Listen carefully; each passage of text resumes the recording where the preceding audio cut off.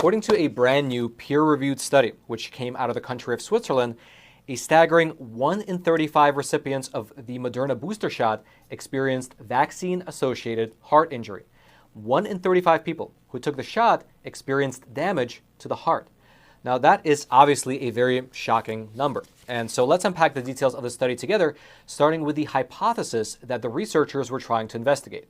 Going into the study, the researchers, quote, posited that the incidence of vaccine-associated heart injury was more prevalent than previously thought following mRNA booster vaccination because of a lack of symptoms or mild symptoms.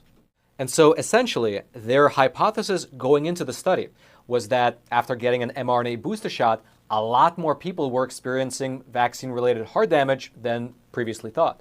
And the reason for this was because people's hearts were getting damaged in a way where either there were no symptoms on the surface or the symptoms were mild enough for people to ignore. Meaning that the heart was actually injured, but the recipient of the booster shot was simply unaware.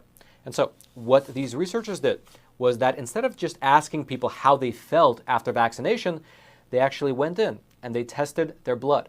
And in terms of what they were testing for, quote, the researchers defined heart injury as a sharp increase in high-sensitivity cardiac troponin T on the third day after vaccination without evidence of an alternative cause.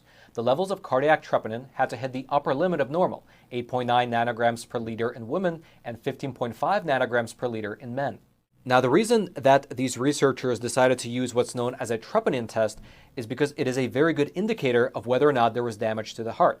If a person has more of this protein called troponin T in the bloodstream, it means that recently they've experienced damage to the heart.